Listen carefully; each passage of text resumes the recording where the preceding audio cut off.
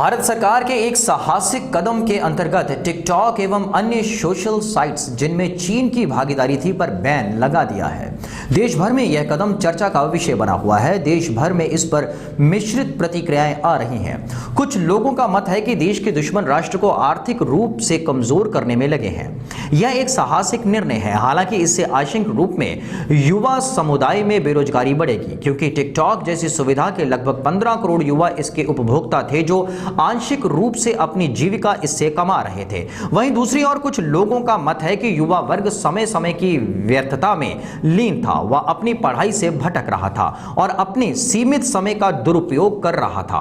आश्चर्य की बात है कि विश्व समुदाय से भारत के इस कदम पर मिश्रित प्रतिक्रियाएं आ रही हैं। एक और चीन के प्रस्त राष्ट्र इसे चीन की आर्थिक संपदा पर चोट मान रहे हैं। वहीं दूसरी तरफ कुछ लोगों का अंदेशा है कि इस कदम का नुकसान भारत को हो सकता है।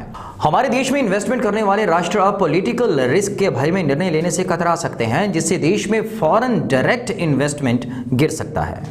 मैं कह रही हूँ कि सरकार ने बहुत ही वधिया फैसला लिता है टिकटॉक बैन करके। It's a good decision by government. तो मैं यही चाहना है कि बहुत वधिया होया सरकार ने जो भी फैसला लिया, बड़ा चंगा लिया। चाइनीज़ ऐप को ख़त्म किया। ये बहुत अच्छा है, जो कि बच्चों की पढ़ाई भी बहुत ख़राब हो रही थी, तो अभी बच्चे पढ़ाई की तरफ कम ही ध्यान दे रहे थे, तो ये बहुत अच्छा किया सरकार ने।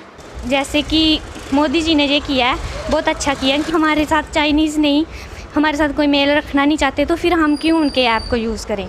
और मुझे उम्मीद है कि मेरे बच्चे इस बात से खुशी हुए होंगे किस तरह के ऐप्स बंद हुए हैं, और उन्हें भी थोड़ा समय मिलेगा अब इन ऐप से दूर हटकर, ऐसे चीज़ों से दूर हटकर अपने देश के लिए आप अपनी पढ़ाई जारी रखिए, अपने देश को आगे बढ़ाने के लिए और अपने जीवन के विकास के लिए सदैव तत्पर रहिए।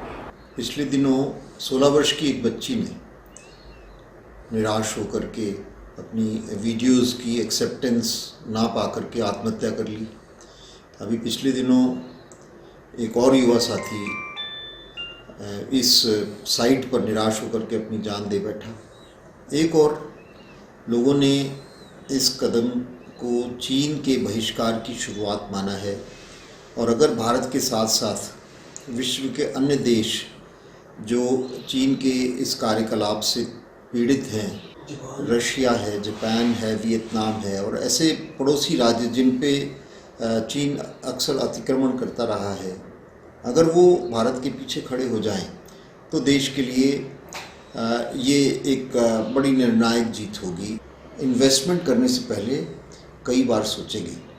तो ये एक दुधारी तलवार है जो भारत सरकार ने चलाई है।